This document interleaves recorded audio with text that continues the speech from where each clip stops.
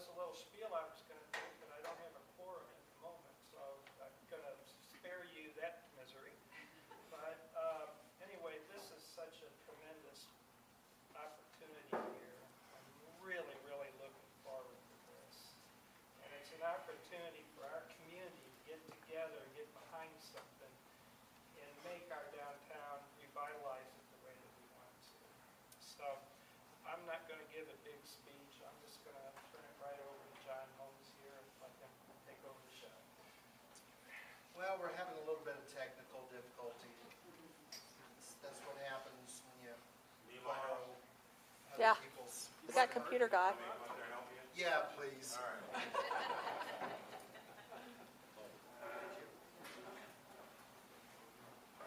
Is it plugged in?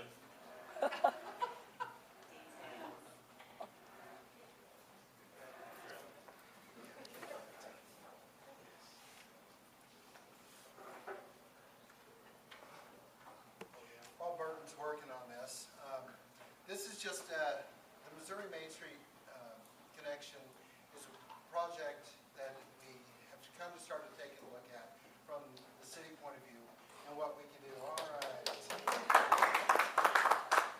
Give it to the experts. But it's something that we started taking a look at is what we could do to make it happen. How could we, the city, take this opportunity and kind of encourage the community to take advantage of it. Thank you. No problem. And that is one thing that when Jeanine came down a couple months ago, she took the Board of Aldermen through the process, took a look at, kind of showed them what is all involved in it, how it works, and just gave a real thumbnail sketch. And then at that time, discussions with them kind of led into that we wanted to do more about this. Some discussions at the Economic Development Council, they wanted to learn more. And then we also wanted to present this opportunity or this program to the public at large. Amy Begeman is actually taping this so that we will be able to put this online on Facebook so people will be able to take a look at it. But it's something that, again, the city is interested in, that we can collaborate with the community who really has the responsibility, I would almost say, that if this thing is going to go, the city can collaborate, we can cooperate, we can encourage this, but this really at its base level is really a grassroots type of organization that really works when the people in the community get behind it. And then they partner with a lot of different people, and the city is one of those partners, as Jeanine will talk about. And I think the city, the Board of Aldermen, is fully willing to help with that. But again, we have to see that the community wants it for us to be able to invest in it as well. So without further ado, I'll introduce you to Jeanine Rann. Great, thank you. Appreciate it, John. Are you going to help me out here and get my PowerPoint up? Sure. I don't know if surely I can figure it out. So while he's working on that, welcome everyone. I'm Jeanine Rann. I'm the Community Development Coordinator for Missouri Main Street. I'll tell you a little bit about myself, Randy, friends from other towns, and tell you a little bit about myself, and then I'd like to go around the room. We have a relatively small group, but a great turnout, and have you guys just quickly tell us who you are and your affiliation or why you're here. And then I'll delve into, oh my, 100, okay. Construction or recording. I can come up with this. Odessa. Organizing. Here we go. Thank you. So, I can do this while you guys are going around the room. I'll listen, I promise. A little bit about myself. I am one of those lucky people that found a career that I absolutely love right out of college. And I learned about it in college when I was at the University of Northern Iowa. And basically did my senior paper on what kind of impact, economic impact you can have on a community if you revitalize its commercial district. And in doing my research, I learned about the Main Street approach. And I'll give you some history about this approach and how it got got started, but that's what really piqued my interest when I was in college, and I thought, wow, this is a really cool thing, and it changes communities, and it's economic development. This is something that I could really get excited about. So I sought out communities across the nation that were looking for people to work in downtown revitalization.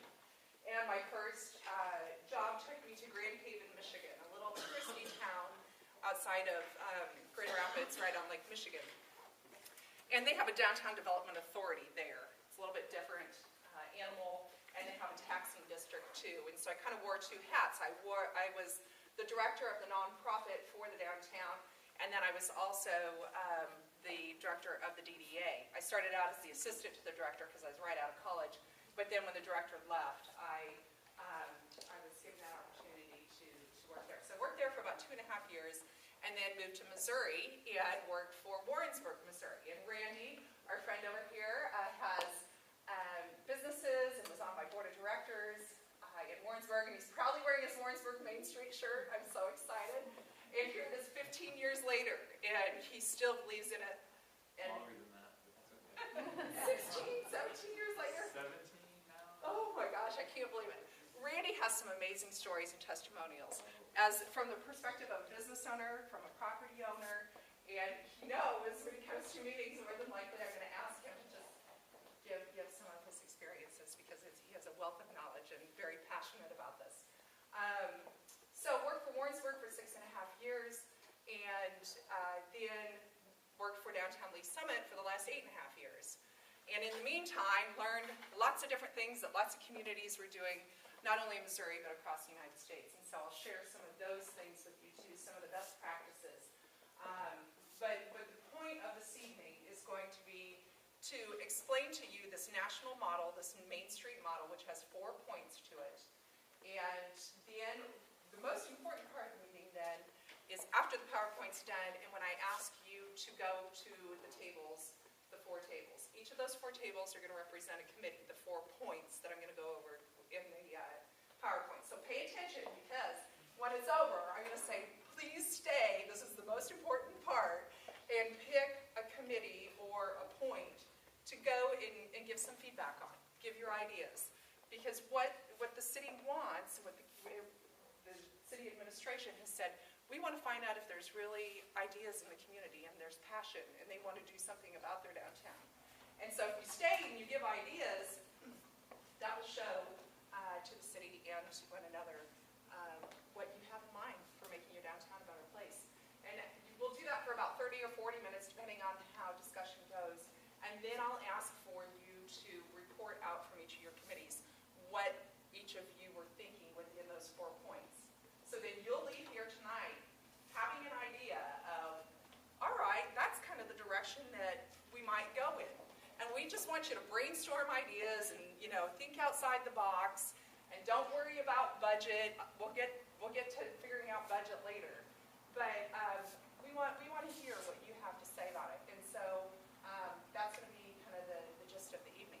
So if I may start, John, do you want to, hopefully everyone knows, but we'll just have you start with your introduction. Okay. I'm John Holmes. I'm the city administrator here in the city of Odessa. Lady Farr, the Odessa, property owner in downtown Odessa. I'm Karen Hicklin. I'm the director of Trails Regional Library. We have a ranch in downtown. Great resource. I'm Ruth Beamer and a citizen and old enough to remember when we had a vital downtown, and I want to see it again. Good. Very good. Randy Scher, I'm from Concordia and on the Warrensburg Main Street Board. And we're doing a town hall meeting in June, so I've encouraged part of the board of Concordia to come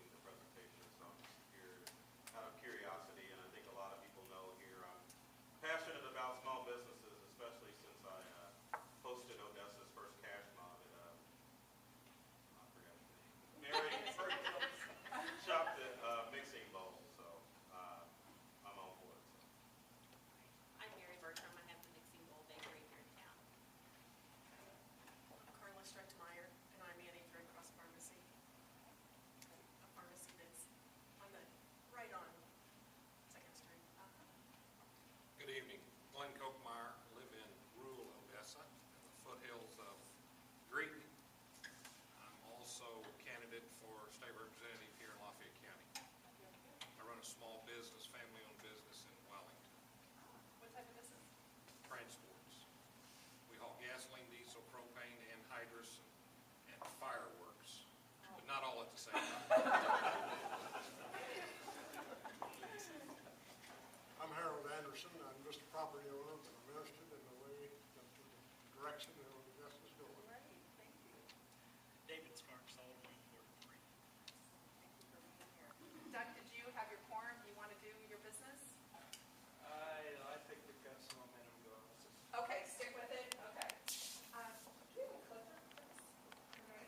No, okay, that's okay. I can read it better. That's okay, no, that's all right, I'll be fine. Okay, so we'll just dive right into this. So, you're one of about 2,000 other communities across the United States that are looking at this national model. Actually, 1,800 of them have embraced this Main Street model. It works in communities that are 400 population. It works in communities like downtown Indianapolis, Baltimore, Seattle. You just kind of change the model to make it fit into what works in your community. So the National Main Street Center is kind of the mothership for all of these communities, and they're the ones that have established this 4-point approach that I'm going to go through with you. Our organization, the Missouri Main Street Program, is like right underneath the national program. They have state programs in nearly every state in the United States.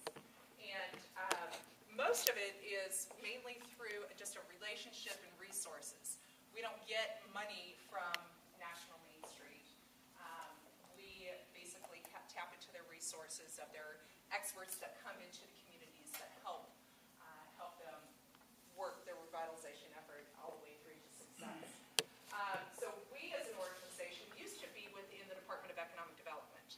And then about 7 years ago, there were so many budget cuts that they said, all right, you know what, we're going to have to eliminate this program. Well, a bunch of us managers across the state, downtown managers, said, but that's how we get our quarterly training, and that's how we really network with other communities to learn, you know, cool new things to implement in our downtowns. We can't lose this resource. So myself and about 4 other downtown managers got together and established a 501c3 organization, being Missouri Main Street Connection. Never dreamt that I would be employed by them eventually. I was working for Downtown Police Summit at that time, and our director, my boss, Gayla Roten, was the downtown director of Branson. And so she has a wealth of knowledge. You think about, you know, the challenges they went through with all the sprawl and the things going on in the Strip, and to make sure that your downtown's still healthy and vibrant. She is very, very knowledgeable, and will tell you how well this approach works. So we are a nonprofit 501c3. We work with about 18 different communities across the state very closely. Those communities, 10 of them are relatively new, just brought in within the last 2 years. And one of them is Concordia. They are just starting their revitalization effort. We're helping them for a 2-year period to basically get their boards and committees established, file their 501c3 paperwork, get up and running. And so our mission is basically to help teach this national model and bring it down to the local level. We also have a contract with the State Department of Economic Development because they realize this is helping with economic development in our communities within the state of Missouri. So we have a contract with the state, we have a contract with national, and then we get donations from a lot of corporations and banks and people that realize how important it is to keep your downtowns healthy. So we do fundraising ourselves to pay my salary and to do the things that we do within our communities. So we basically work to ensure the long-term success of downtown by creating, educating, training, and empowering a comprehensive, volunteer-based downtown organization. And John was so on point when he said, this is really a grassroots effort. This is all about the community getting together and deciding they want to do something about their downtown. It's not us coming in and telling you what to do. It's us telling you how other communities have done it successfully. You take the tools you want to use and implement it, and steal ideas from other communities, and I'll give you all sorts of different ideas, and you can call Warrensburg, and you can call Concordia, and you can call Lee Summit and say, hey, I heard about this. And they have the attitude that the better our downtowns are across Missouri, the better we all are as a group. And so it's a wonderful network and a resource that you can tap into with this. National Main Street Center basically gives us then that hands-on assistance. So if you have a particular issue that perhaps someone at the state level can't help you with, then we can tap into those experts at the national level and help you with any particular issues that you have. We have a tier system at the state program. This is just kind of a way for you to get a handle on where you are in working toward being an accredited or an official Main Street community. And you have to basically work up the tiers, and I can give that information to you. I won't bore you with all the details of that, but for those of you that need to have kind of that model in mind, a lot of you would be considering an aspiring community. You're just thinking about it. You're kind of thinking, yeah, you know, we want to do something, but we're not sure. Don't have your committees up and running necessarily yet, or you're just starting to think about it. And then your affiliate communities. This would be like what Concordia is, where they just decided, yep, we're going to embrace this and we're going to do something about it. And we're forming our committees and we're getting up and running. We have actually grants available for communities that are in this affiliate level. And you can very easily jump from the aspiring level to the affiliate level by applying for this grant. And I can give the information to the city on that. But basically it's a matching grant where we would work with you for 2 years. And it would be, we provide roughly $23,000 in services where myself and my colleagues hold your hand for the first 2 years to get you up and running. And then the community kicks in $9,400. So that's your match for that 2 years of services. And then your associate is a step above that, where they're getting to the point where they're looking to hire a staff person to help run this, but maybe don't have it, but their boards are working, their committees are working. And once you're an accredited community, you actually have to work through the state program to become accredited, and we bring in someone from national to take a look at how you're implementing this Main Street model, and if you're doing it appropriately. Lee Summit is one of the accredited communities. Blue Springs is new, so they're an affiliate.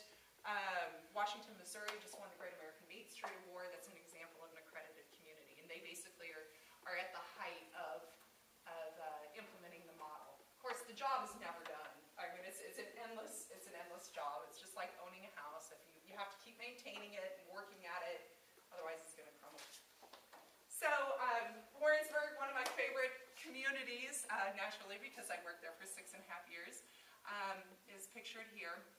We did a major streetscape improvement project there, and they just started on their phase 3 last week, I think it was, and tapped into community development block grant funds to do that. And I know John mentioned that you have some CBDG funds available for your for water improvements and so forth.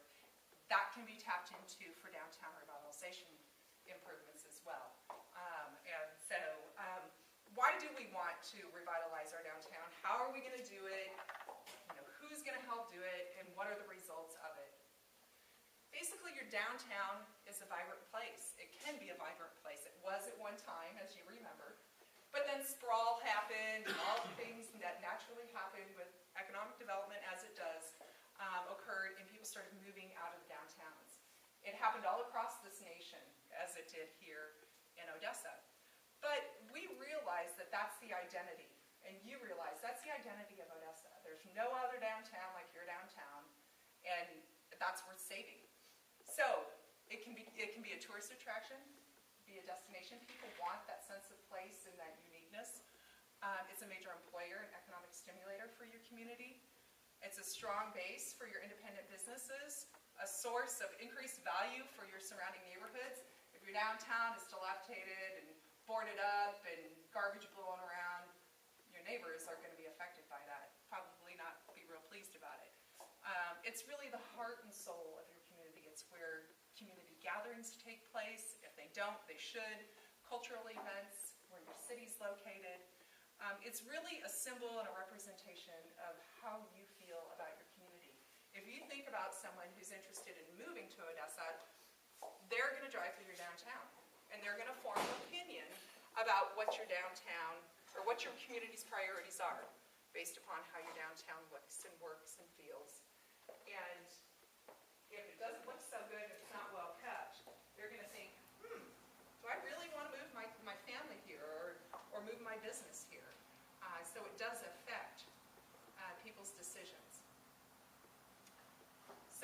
all happen. It's you that really makes it happen. Make it a place that you're proud of. So who should be involved? I love how diverse your group is here because all of you have a stake in this. And I've got some handouts that I'll send around after the presentation here. But your business and property owners naturally have a stake in it. Why?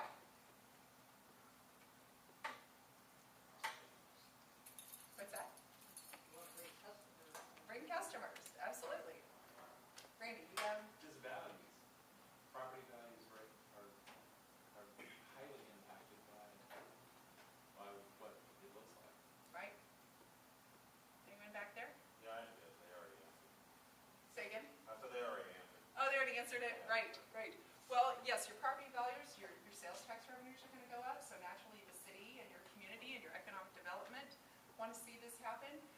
Your school district would love to see revenues go up too as well. They're a player in this, so it's great to see them here. That's one of the things that I think makes the most successful Main Street communities, and what was done so well in Lee Summit is that the entire community embraced this and thought, you know what, this is our downtown. This is what we're about, and we don't want to lose it to the sameness of the strip malls that are going in, and we want this to be maintained as the heart and soul of our community. And so we had meetings that were on a quarterly basis.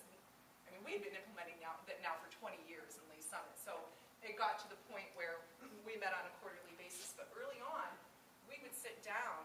I wasn't there. I was only there for the last 8 years, but they would sit down with the leaders within the community and the business owners. So the school districts at the table, your parks and rec, your city, your economic development, your chamber of commerce. It's not about it being one particular organization's baby. It's everyone's, because everyone has a stake in it. So naturally, your property owners are going to enjoy that increased property value. They'll have stability. They'll be able to recruit in better businesses when their properties are up to their historic standard and able to occupy the types of businesses that you want in your community. For your business owners, they'll have that increased sales. They'll be able to draw in more customers. Clearly, your local government with that tax base. And really your residents, if they're proud of their downtown, then you know what, that's a quality of life. So how do you do it? These 4 points that I'm talking about. And how these 4 points came about was about 30 years ago, there were people at the National Trust for Historic Preservation in Washington, D.C. that realized this trend was going on. Everyone's moving out of our commercial districts throughout the United States. And buildings were not being maintained. We were losing our identity of America. And they said, we got to reverse this trend. We got to do something about it. So they had these economists and all these brainiac people go into these 5 different communities that were their pilot communities. And what they came up with was this 4-point approach model that has now been implemented over the last 30 years. And these represent your 4 committees, which are going to be each of your 4 tables. Your physical, and I'm going to go in depth in each of these and give you ideas about all these, but just quickly as a basis. Your physical is your design committee. They look at how to enhance the physical appearance of your downtown. How does it look? How does it feel? Is it something that's inviting? Is it a place where people will want to bring their families, where they'll want to invest, open a new business? Then you've got your economic aspect of it, your economic restructuring committee. And they look at the economic vitality of the district. What type of businesses are there that maybe need a little bit more help? What kind of business retention things can we do? What kind of business recruitment can we look at? You know, it's kind of those number cruncher people that really like to look at data and look at opportunities within the marketplace, serve on that type of committee. Then your social is your promotions committee. And they look at the district's unique characteristics, how you can promote and market the downtown, make it a destination for all sorts of different reasons. And then your civic is your organization committee. They're the ones that work on making sure that you have a 501c3 nonprofit in place and that they're working as they should as a nonprofit, that they're keeping the vision and the mission in mind, that they're working with the school district, that they're working with economic development,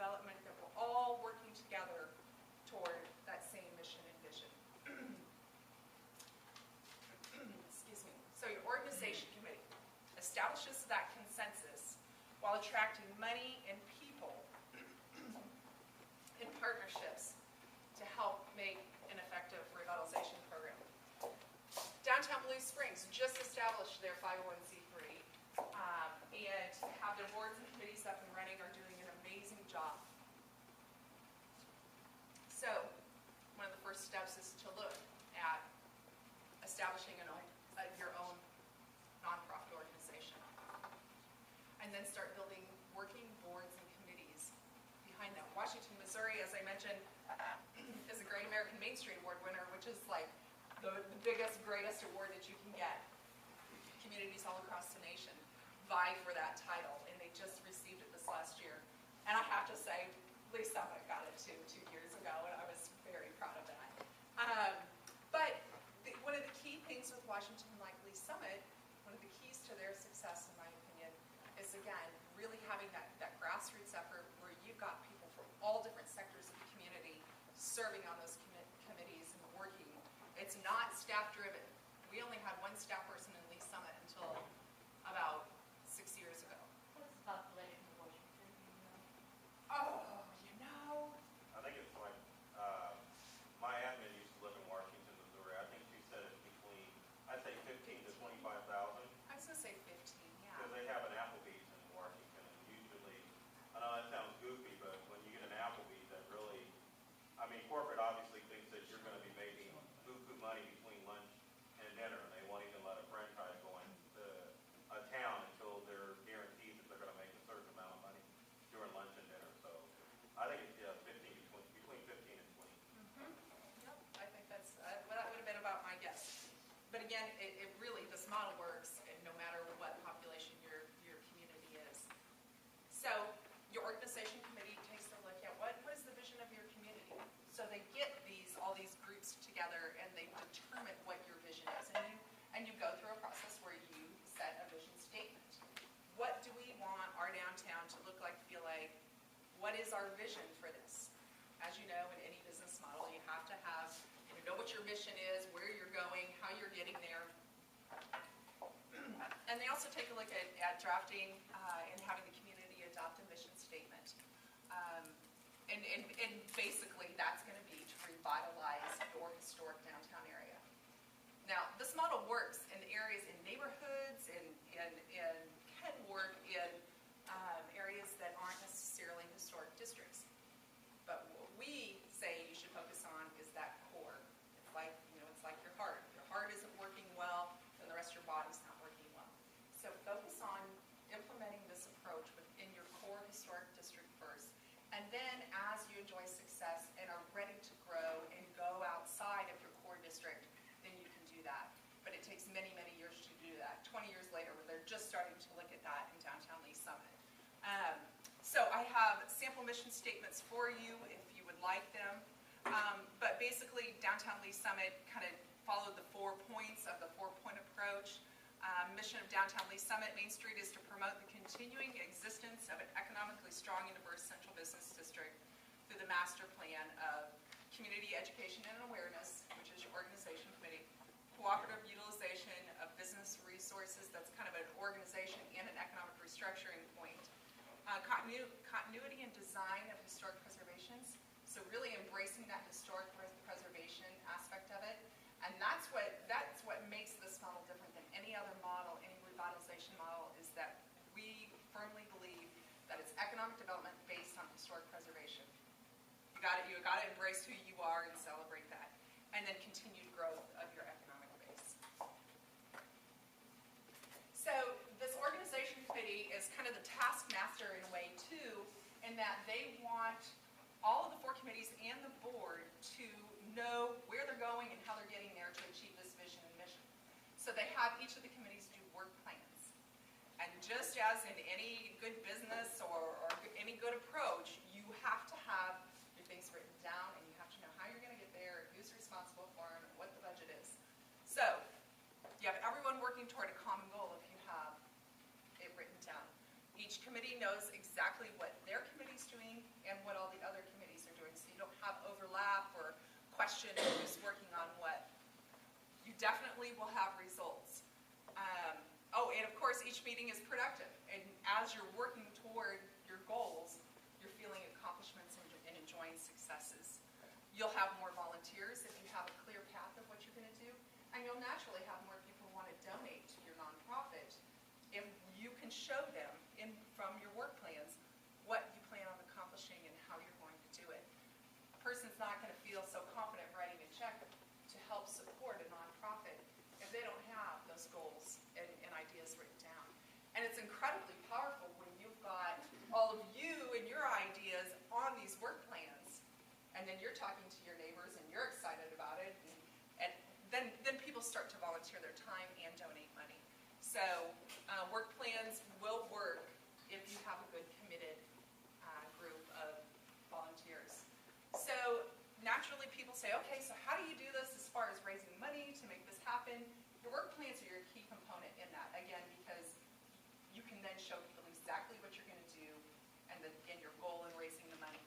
Now we encourage, the National Main Street Center encourages a broad-based approach in your funding. 30% from stakeholders within your district, so your property owners, your business owners.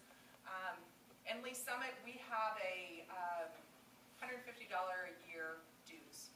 Or it's actually a donation. It's not a dues, it's not a membership, it's a donation that we ask for. It's voluntary. But then we have some of the banks that, give thousands of dollars because they see that healthy downtown is extremely important.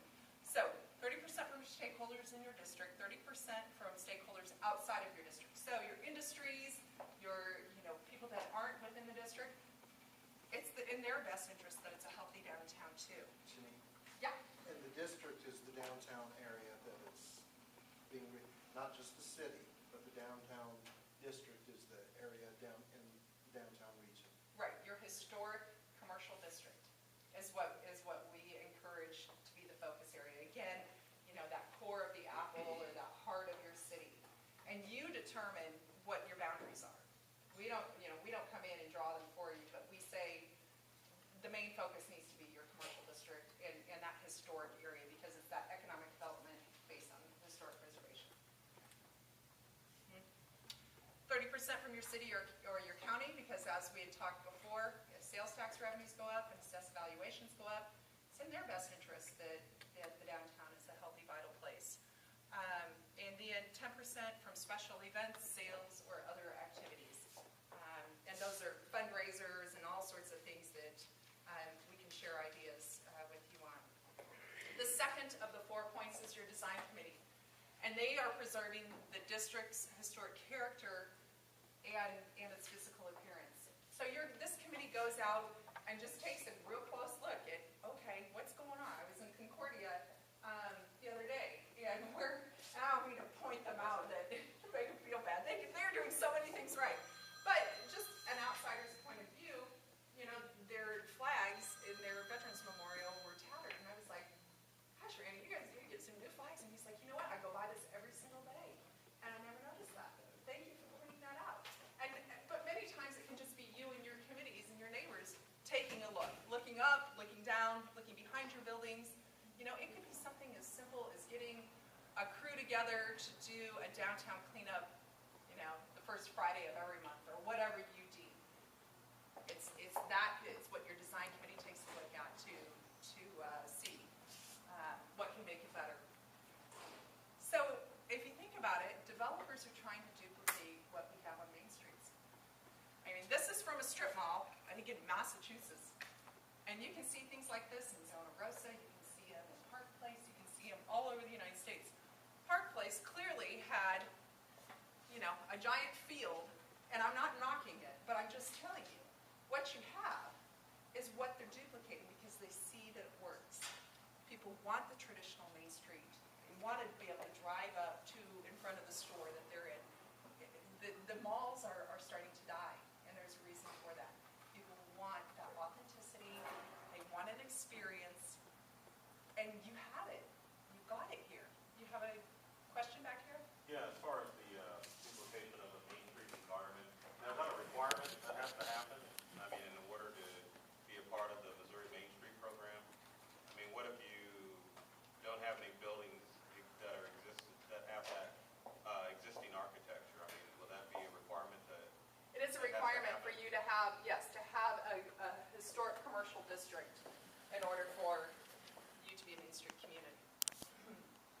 Now, one of our unique pilot communities that we just brought in is Peculiar. And they went through a phase where they tore down nearly everything. They don't have much of their historic core left.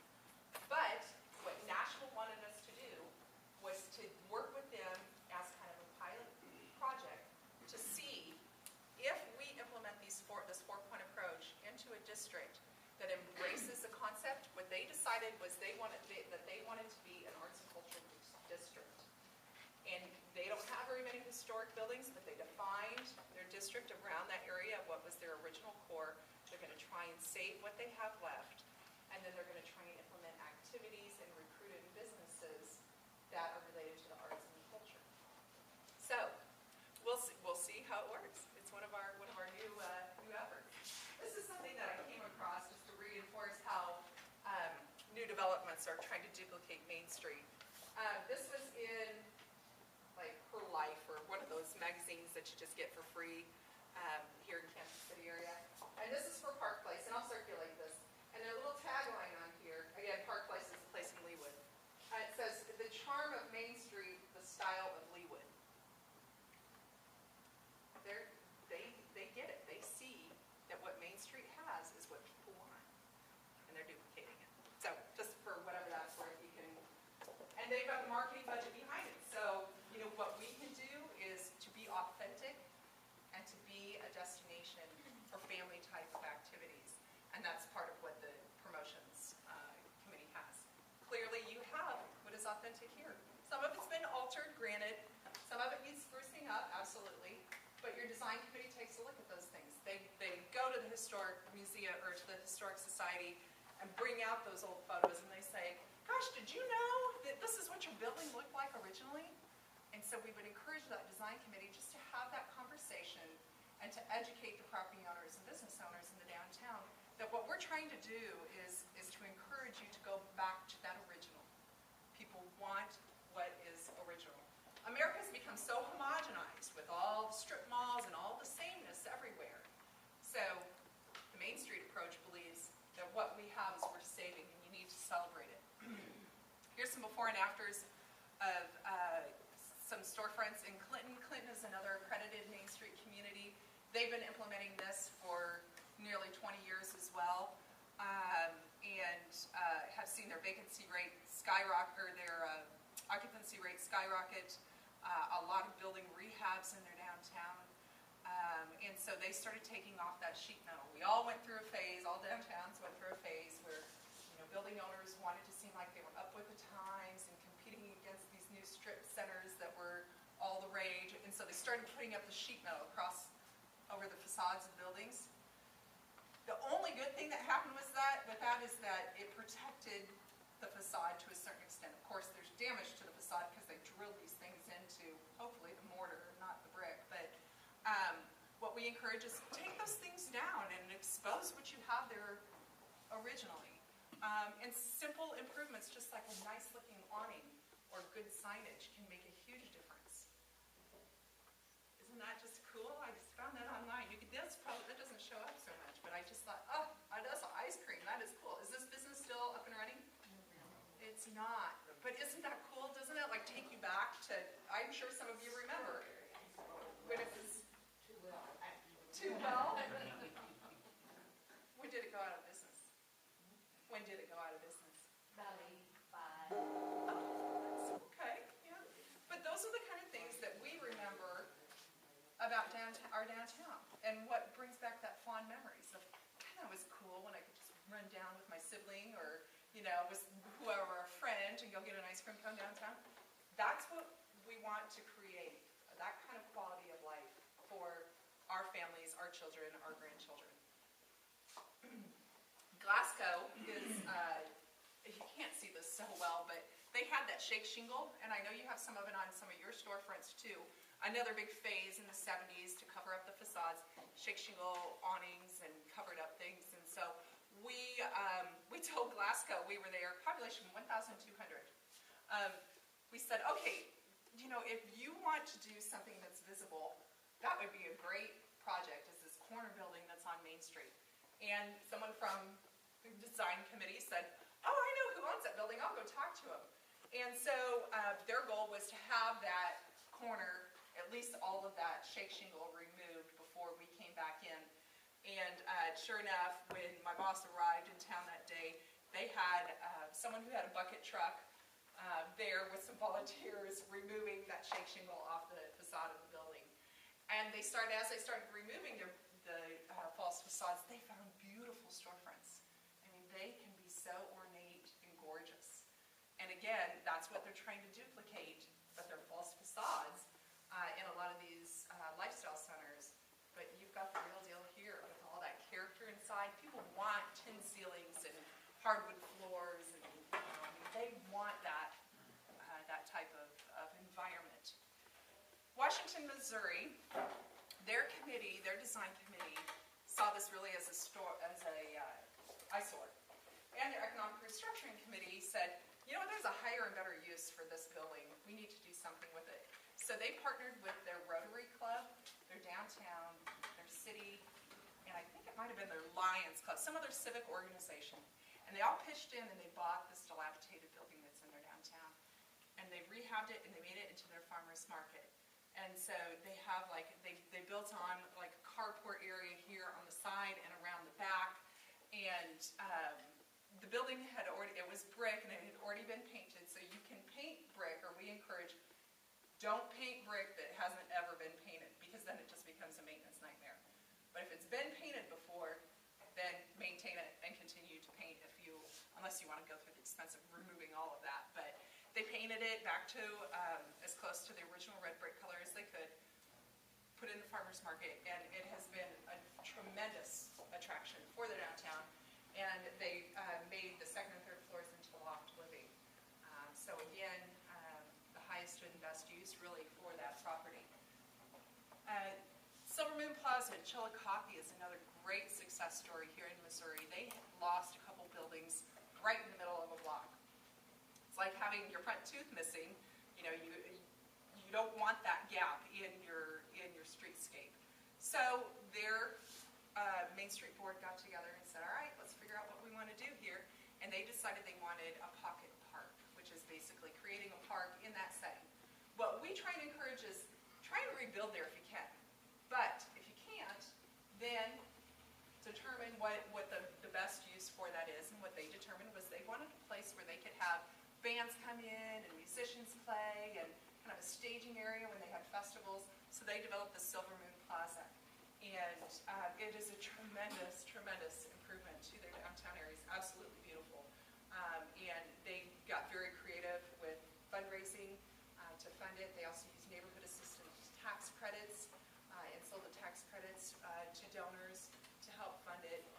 They did murals in each of these windows that were exposed from the neighboring building, and did one was sold to like a CPA, so it's like an old picture of a guy at like a typewriter, and they're just like kind of almost not commercials because they couldn't be signs, but depictions of what the businesses had been throughout the downtown over the years, and so it really became kind of a history story that was involved.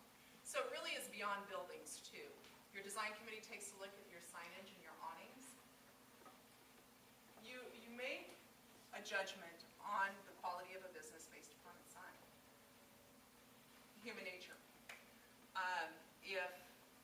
If you are looking to go into a bakery or a place where you're going to buy food, and the sign is hanging and it's not well maintained, you're going to think, gosh, I wonder if my food's going to be good. It's just a natural consumer behavior. It's not trying to pick on anyone. So think about that. Your design committee talks to your building owners, and if they're looking at changing their signage, they say, okay, maybe you want to consider one that's a hand-painted sign or a wood-carved sign, one that just really communicates quality and is attractive. This is one that I just found online of your Main Street, and there's some temporary signage here. Of course, if you have temporary signage up for too long and you're a permanent business, it makes people think that you're just planning on being there temporarily. So, I encourage people to get good signage that communicates quality. Third, I think we're on the third one, economic restructuring.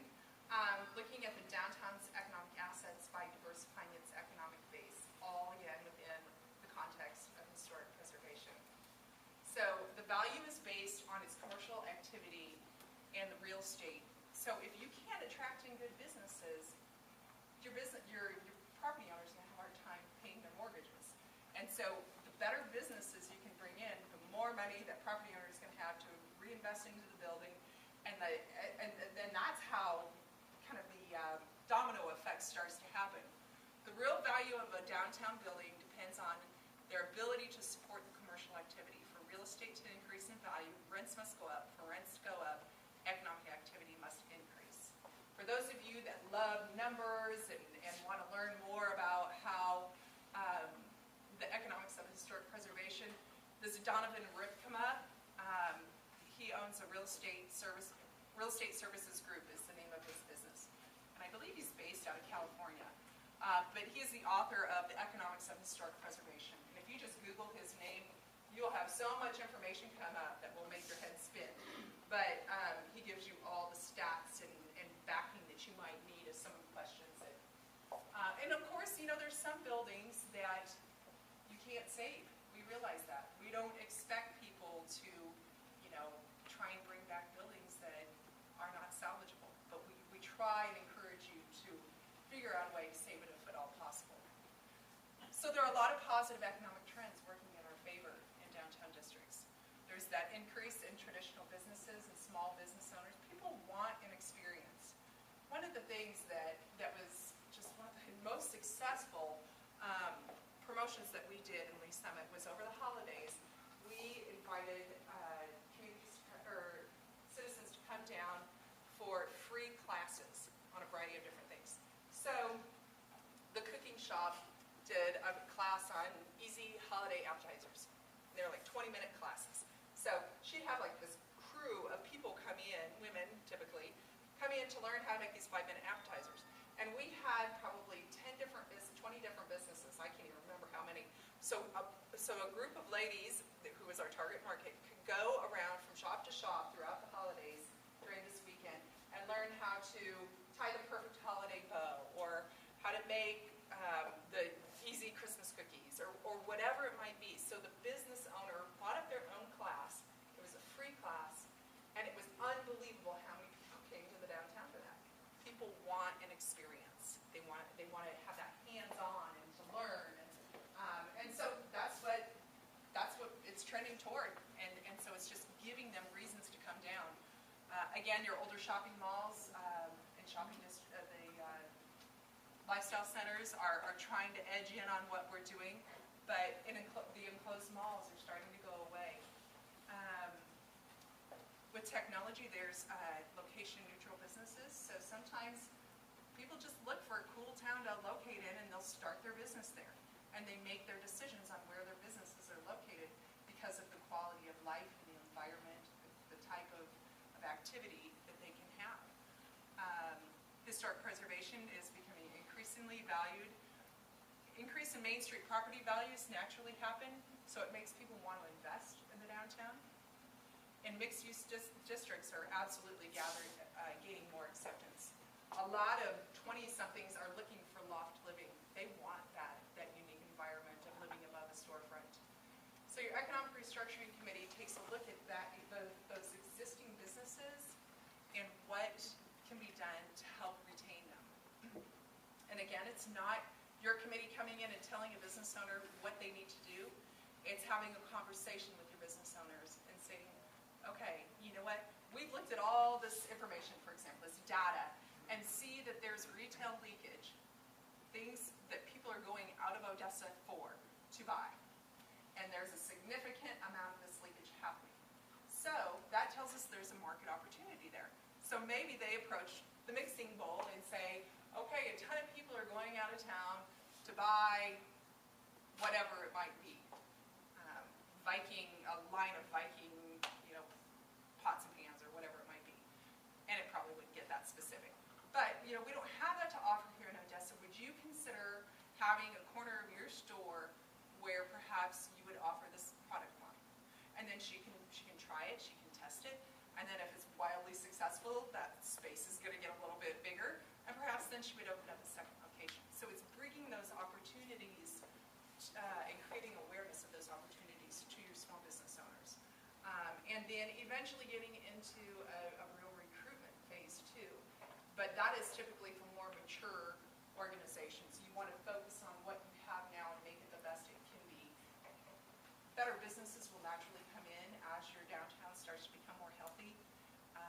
But thinking that you have to start out right out of the gate to recruit in businesses is not something that we encourage. Of course, if someone comes to you and says, hey, I'm thinking about opening something in your downtown, then try and recruit them in. But that retention is a key part. In Glasgow, again, that town of 1,200, when they just started doing some improvements in the downtown, one of the board members saw this facade that was uncovered by the building owner, and she fell in love with it. And she said, you know what, I've always wanted to open a flower shop. And so this is 5 years ago, or 5 years later now, she still owns this flower shop and rents it out of this little storefront, and she is thrilled with it and made her dream come true. And so people will start to look at your downtown as a place to invest once it starts to change. So then promotion is our fourth and final point. And it basically looks at how can you promote your downtown district as a place where people want to be, where families will gather. And there's 3 different areas that your promotions committee focuses on: the image building activities, your retail business promotions, and your special events and festivals. Your image clearly is just building a positive image for your community. Your retail promotions are supposed to ring your cash registers, and then your special events are like parades and those kind of things that don't necessarily ring the cash registers. So people's attitudes start to change once visually things start to change in the downtown, and once downtown becomes a destination. It generates fresh activity, and it communicates that you're a community that is progressive and has something going on. It can be doing very simple things or more elaborate things. Your business and retail promotions you want them to ring the cash registers. And this is the part where your promotions committee sits down and says, hopefully it'll be filled with a lot of property owners, business owners, brainstorming these ideas. But okay, well, what can we do to drive them into our store and make the sale? And then implement those ideas. Some of the ideas that have worked well is just to create a ladies' night out, give people a reason to come downtown, and ask each of the shops to put out wine and hors d'oeuvres, or cupcakes and punch, or whatever it might be in their stores. And each store offers something different, and it's amazing how people will come out for those kind of things. In downtown Seymour, they did a chocolate crawl where they encouraged each business owner to have just something chocolate. So some places had chocolate dipped Oreos, and other places had chocolate dipped, strawberries. Make it whatever you want. They do it in February. It drew a ton of people to their downtown. Seymour is population 2,000, just over 2,000, I believe. And they were floored, and it was February 11th about how many people came downtown. So think of ways that you can ring those registers. And you want to do this because it creates your downtown as that center of activity. It's a safe and fun place for your family to be. And again, it's reinforcing the heart of your community. Some of the things, again, aren't going to ring the cash registers. These are examples of different special events. It might be parades, a St. Patrick's Day parade or an Easter parade. In Clinton, they have Old Glory Days. They're on the 4th of July. It's been going on for years. And, of course, the Legends has a Halloween downtown it's not a downtown trick-or-treat, but the concept of a downtown trick-or-treat. In Blue Springs decided that they wanted to do a quartz and canvas. Think about who your market is. Who do you want to draw to your downtown? Who's your customer base? And target them with activities. How Downtown Lee Summit started out, again, was 20 years ago, and it was a situation much like this, where someone from the city had gone to a national convention, a National Main Street Convention, actually I think it was in Milwaukee, and came back with this concept. And so they had someone from the state program at that time come in and talk to their stakeholders and their business owners and tell them about this 4-point approach. And one of the first things that group decided they wanted to do was to bring people back downtown, because they had 19 empty storefronts, And it was just really the cycle of disinvestment for their downtown. All the strip malls were going in. No one was even coming downtown for any reason. So they created downtown, or well, it was called Old Time Days at the time. And it just started out as a couple vendors downtown, and they built on it, and they built it into this machine that now nets the downtown organization $70,000 a year. Now, believe me, we get all sorts of complaints from our business owners because it's shutting down the streets. I mean, we have the entire downtown blocked off with street vendors and, food vendors and so forth. And what we have as our backup is this is part of our national model we're following. We're going to do things that ring your cash registers, like the ladies' night out and those kind of things, but we're also going to do things that aren't intended to ring cash registers. There are some businesses, like the bars, that have the best weekend that they have all year when this happens. So you have to remind them that there are some events that are going to help your business and some events that might help your neighbor's business. But we've got to think big picture here. We can't be thinking about just our own business. And so Downtown Days, it was renamed Downtown Days after we did our streetscape. And it's the first weekend of June. So it's right around the corner if you guys want to go check it out. But that was one of those things where the initial goal was just to bring families to the downtown, and now it's a huge chunk of their Main Street's budget. Jeanine, Yes. could you tell the story that you relate to the board about somebody that was adamantly against those type of things, and how later on the events that kind of changed? Oh, yes. Okay, yes. This is a Warrensburg story. And it wasn't even Randy. Sometimes Randy can call me and challenge me on things. But it was your neighbor. I think it was, actually ended up going out of business. It was a business in downtown Warrensburg. I was the director there. And we did downtown trick or treat. One of the first events that their promotions committee said, all right, we're just going to do downtown trick or treat. It's fairly simple. It'll bring all these kids downtown. And so it was a pool table, billiards place. Oh, yeah. I can't That's remember. where I am. I can't remember his name. Yeah, it is in that building that you're in now. That's right. And so we're doing downtown trick or treat. We didn't block off the streets, but the sidewalks were packed with people. And he felt that we were interrupting his business. And so he called me, and he's just like, Jeanine, what are you doing here? I thought Main Street's supposed to be all about, helping downtown and making our businesses better, and you're killing my business. No one can even get in here if they wanted to. And we said, well, we're following this national model, and this is, we try and have balanced events, and he just did not want to hear it. So he ended up closing his store and going home for the afternoon. And then he called me about a week later, I think it was, and he said, Jeanine, I owe you an apology. I couldn't believe it. I was like, oh my gosh, what? And he said, I sold the most expensive pool table that I have on my floor to a couple that was down here with their toddler for downtown trick or treat. And he's just like, I just can't believe it. They saw it in the front window, and they came in later and bought it. And so he said, I will be open from now on when that event happens. And so it still gives me goosebumps to tell that story. I love it. Not always are you going to have it quantifiable and that cool of a story, but you never know what that residual will be.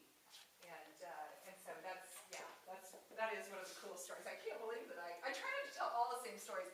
Now, Penelope and Randy are hearing my stories now for the 18th time. You haven't told that one in a while. I haven't told that one in a while. And you know what? I wanted Randy to talk about, when we get through the promotions thing, I want you to talk about the design aspect of things and your experience with that as a building owner. But we'll jump back to that. So you can do simple things, just like inviting musicians to play in the downtown, whether it be on the corner, or if you have a park in your downtown, or wherever it might be. And every Friday night from Memorial Day to Labor Day, for example, and have a band from 6:30 to 8 and another band from 8:30 to 10.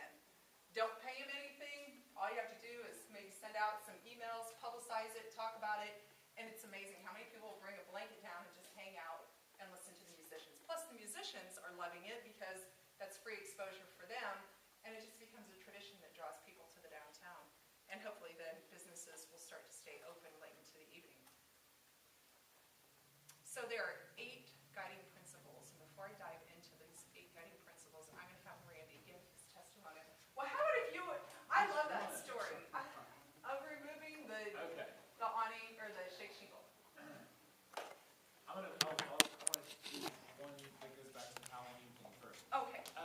They did a promotion early on, and the Warrensburg program is now 17 years old, so I've been in the location that I am for, this will be the 13th Christmas, so that gives you some perspective. Before we moved to the building we're in, the promotion was something around Christmas time, and it was something about staying open on, like, for 3 weeks prior to Christmas, or 4 weeks or something, that all the businesses would stay open until 7 o'clock. And just like all the rest of them, you know, we locked the doors at 5 o'clock. We were catering to the unemployed, because the people that get off at 5 o'clock have no place to spend money. So, but that's just the way everybody else did it, so I did it as well. I agreed, reluctantly I agreed to do that one. I said, okay, whatever, can't cost that much money, and I'll leave a list, and, you know, we'll be really clean, we'll be really organized, we'll be really ahead for the next day. So that's how it started. You know, here's your list, make sure these things get done, and we're still open until 7 o'clock at night, and that promotion ended 13 plus years ago. We still, I mean, from 5 o'clock to 7 o'clock, there are some days that's when we do the most business of the whole day, because we've got people that can get there. Oh, you're open until 7? Oh, okay, well, we'll be, it's amazing. I would have never believed it. I would have never, ever believed it. I just thought we'd have a clean store.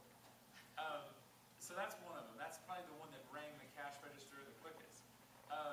Then removing the shake shingles, I was the opposite of that. Do not tell me what to do with my building, number one. And number two, when I have the money, when I have the time, and when I have the desire, I'll take care of the shake shingles. Don't force me to do it.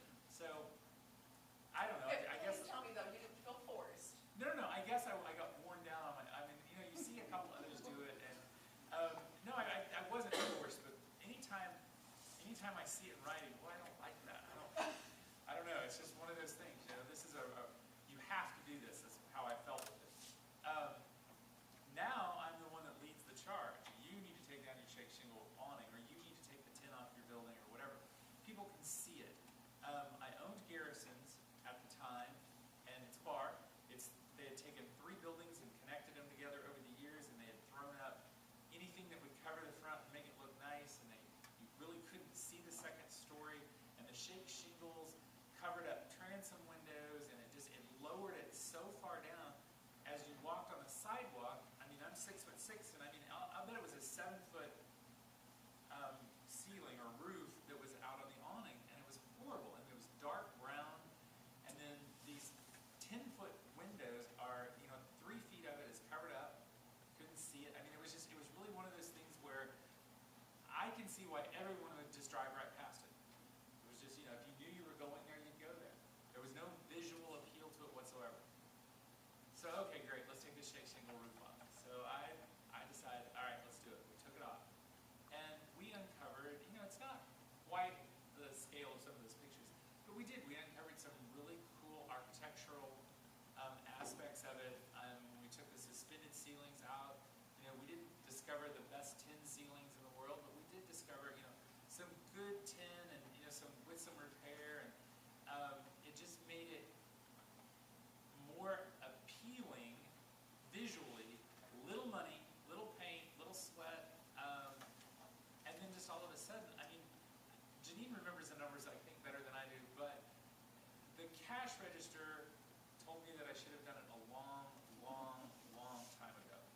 I mean, just the people that could come in and see as they walked by on the sidewalk that we had things that they could do. You know, it wasn't a dark, seedy bar as they read in the newspaper. Wow, they've got things going on in there, and that looks like a fun place. And so I would say financially it probably doubled the income.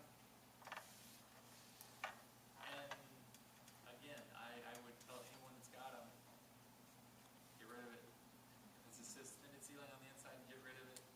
If it's that nasty shake shingle or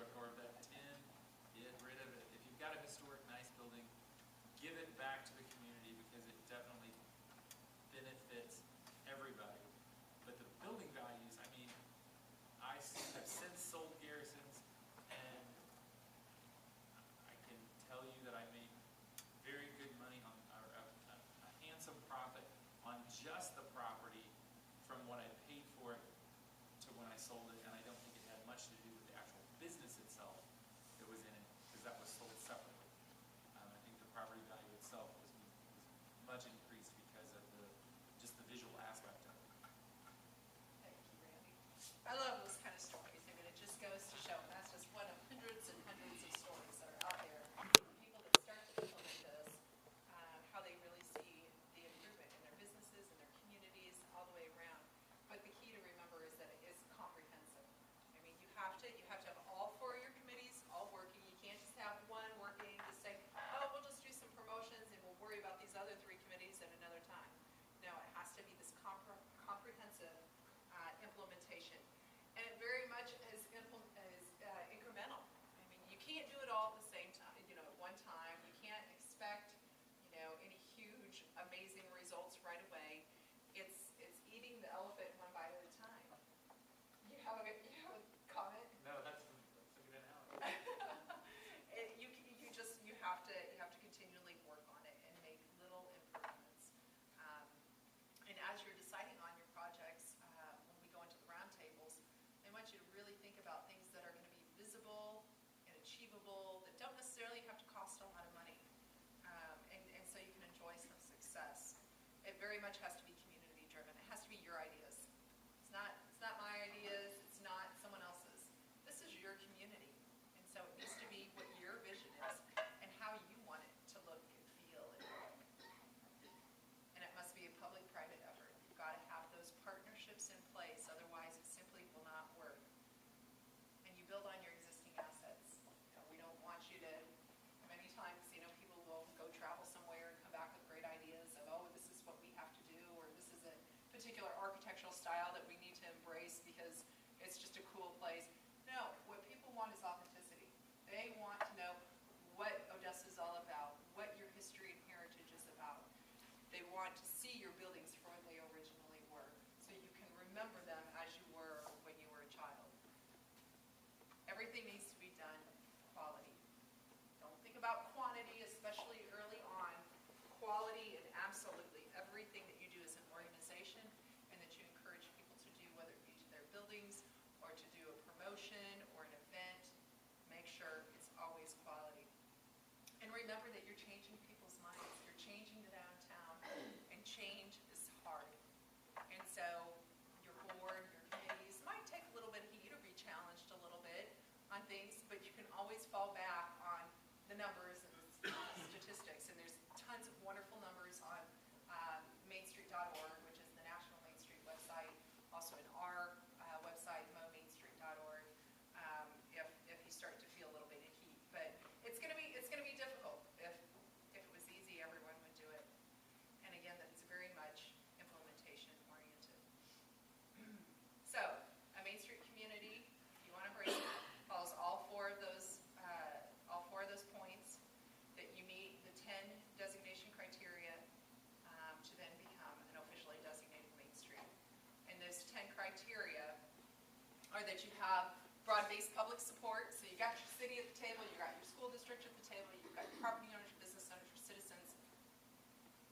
Broad-based support, that you have vision and mission statements for this organization, a comprehensive work plan, which is what our next step is going to be, is the very first start of where you can start thinking about what can go on your work plans.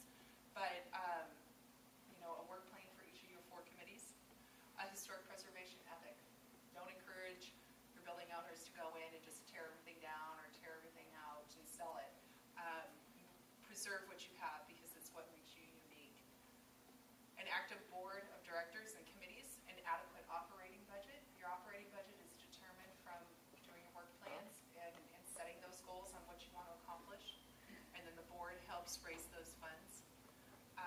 A paid professional program director eventually. That might be years down the road. There's other communities that just say, hey, you know what, we want it right out of the gate. And so that's on their work plans and their goal, and they met the goal, and they got the money together, and so they have a director in their first year. But again, it's not the director that's leading the charge. They're the one that's facilitating it and making sure that all the committees are doing what they're supposed to be doing, calling the meetings and that type of stuff. It's again, that grassroots driven type of approach. Ongoing training for your staff and your volunteers. And the key is volunteers here, because your staff comes and goes. And the reason why Warrensburg, Main Street, and Lee Summit are still going on is because, after I left, is because I did not want to be the one that was leading the charge on everything. And people wanted to be involved. And so when I leave, it's still going on. And that's what is so important about establishing and understanding early on with all of the citizens in the community. Reporting key statistics. Once we get you up and running, we'll teach you how to do this. But you'll report how many new jobs have been created in your district, how much physical improvements have been made, and you'll quantify that. We have a whole laundry list of things that you can report. And it's really great information because you'll have then baseline information to see how you've grown and what you've done to change things. And then to always be connected at the state level and also at the national level. Again, you learn some of the best things from others. Don't reinvent the wheel. That's what we're about. We're about, rip off and duplicate. Dollars invested. These are our national reinvestment statistics. So National Main Street, our mothership in DC, National Main Street gets all those statistics, these statistics together for us. Dollars reinvested, $53.6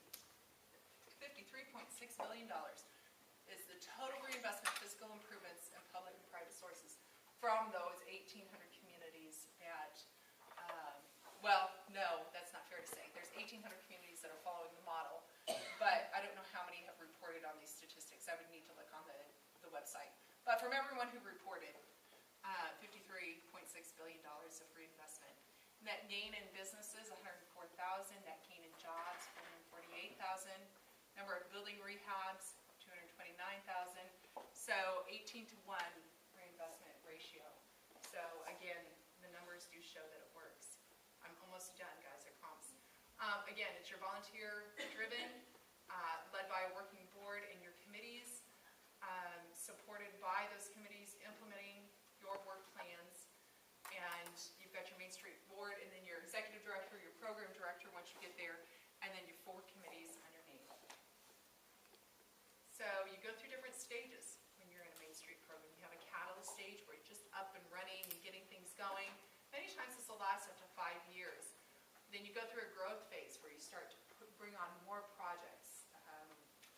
It might be doing larger events or having more of a recruitment aspect within your ER committee.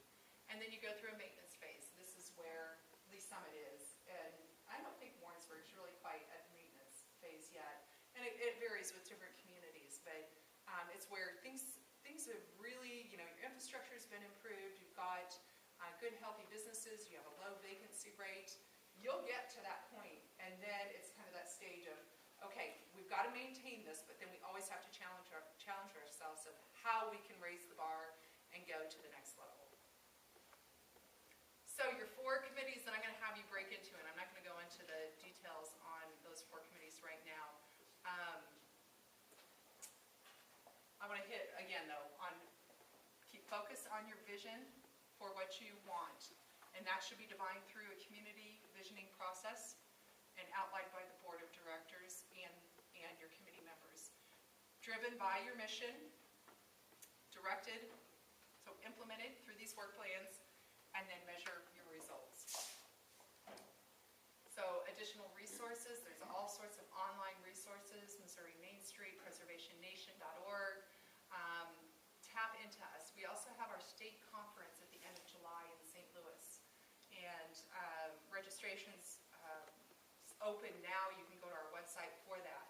So now is the most important part of the meeting. Now that you know all that you need to know about the 4 committees, just to refresh your organization committee is going to be that committee that wants to think about establishing the 501c3, getting boards and committees up and running, working with partnerships. Your economic restructuring is the one that looks at economic opportunities within the district, business recruitment, business retention type of things. Promotions committee is your activities, what kind of things are going to drive people to the downtown. Those are the 3 things where you look at your image, that your retail type of events, and then your special events. And then your design committee is really focused on the aesthetics of the downtown, having a preservation ethic, that type of thing. So, what I would like to do is for us to break into 4 committees. And is there anyone that's like dying to be a facilitator? Any volunteers? I see one with their hand up. Wonderful. Here's one right here. Okay. Which committee do you want? You get first choice. Any other than economic restructuring. Okay. I'll take any of the other 3, whatever everybody else wants. Okay. Any other takers here? Yes. I'll do promotions. Promotions? Okay. What table do you want? All right. That's going to be promotions. All right. So design, ER, and organization are left. All right. If no one? Yes. Yay! The baker does economic restructuring. Thank goodness. Yes. Okay. Let's do economic restructuring in the back table there. We got promotions over here. Design. Is there an architect or someone who loves like design type of features? Doug, you look like an architect to me. What are you? You're an attorney, are you? He's a money guy. Oh, you're a banker guy. You might choose to be over there in that ER committee. Okay. Come on, I know there's like facilitators, leaders here. I'll do the organization if no one else has. Wonderful. Organization. Okay, we've got organization, design, ER. So, no, you've got promotions. I get design. You get design. All right. Okay, we'll have That's what I design. really wanted. Good, perfect. We'll have design back there in the left corner. So, this is really the most important part, guys. This is where you sit down and you say, okay, this is what I would like to see as it relates to that particular point. And you'll take a half hour to just brainstorm ideas, you'll write it down, and then you're going to share them with the group. So, Hey, Jeanine, chat until 8. can I ask just a quick question? Was it the Main Street program in Warrensburg that allowed businesses, like there was one particular building, and someone, if they wanted to just try a business, they could come in for like 6 months with Business the. incubators, yes, we did do that. Is it still working?